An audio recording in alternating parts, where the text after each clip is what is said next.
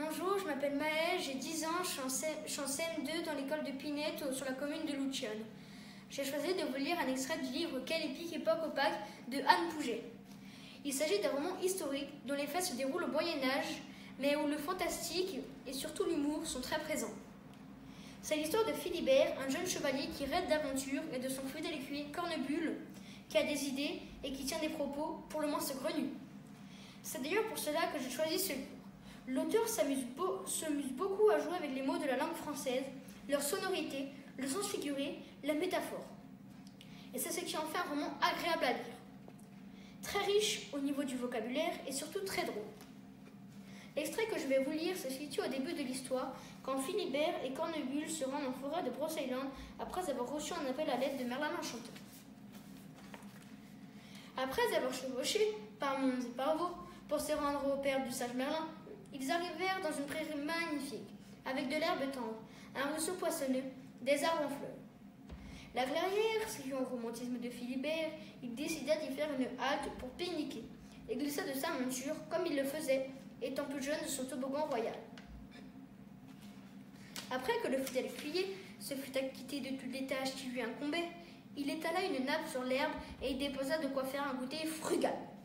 Pâté de faisan, rôti de porc, poulard de confite, museau de porc en gelée, sanglier en croque-chignon, cuisseaux et cuisseaux, galettes aux herbes, bâtillons de céleri, mousse de courgettes, gratin de cornichons, algarade de potiron, endiablé de rutabaga, navet en robe des champs, pommes en sirop, surnaise d'épinards en crème, fricassée de champignons, gibelotte de marcassin, noisettes, amandes, fromage d'hiver, prunes, lait, vin, ainsi que l'eau qu'il venait de puiser.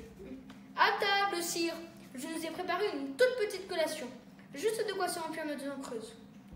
Ils déjeunèrent sous le chaud soleil de mai et sous la palme d'un arbre. Mon cher Cornemuse, qu'il est bon de profiter de l'air vivifiant de la campagne foisonnante, s'exclama Philibert une fois qu'il fut repu. Son compagnon balaya la nature d'un œil admiratif, qui devint peu à peu vitreux, ce qui n'échappa pas au chevalier. Mon ami, je crains que tu ne sois encore à te labourer l'esprit avec tes questionnements. Allons, dis-moi ce qui te défrise la frange. Je réfléchissais, sire, en admirant ce renouveau. Je me disais, heureusement que la nature pousse en silence. Je veux dire, vous rendez-vous compte si les feuilles se déployaient sur les arbres grinçants, ou si la terre poussait des hurlements sinistres lorsque l'arbre la trouve cruellement pour sortir et se dresser vers le soleil? Philibert regarda son écuyer avec indulgence, hocha la tête, puis soupira.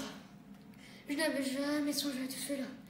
Mais maintenant que tu le dis, je comprends pourquoi les chevaux poussent en silence.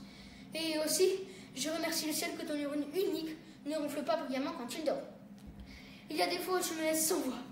Allez, lis-moi encore ce passage où Tristan déguisé traverse la rivière avec les œufs sur le dos. Cornemuse se lécha les doigts de la graisse du repas, sortit le manuscrit de l'étui protecteur, l'ouvrit à la page marquée d'un coquelicot séché, prêt à entamer sa lecture. Il regarda ses mains pensives, avant de lâcher. Je me demandais, sire, est-ce parce que depuis tout bébé nous suçons notre pouce qu'il a le doigt le plus court de la main? N'obtenant d'autre réponse qu'un soupir désabusé, il se mit à lire la suite des exploits de Tristan et Iseult.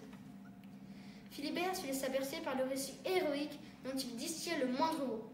Laissant son esprit s'égarer, imaginant à quoi ressemblerait son Iseult à lui. Grande, mais moyennement. Intelligente, mais pas trop, pour ne pas lui faire de l'ombre. Bavard, mais pas comme toutes les femmes.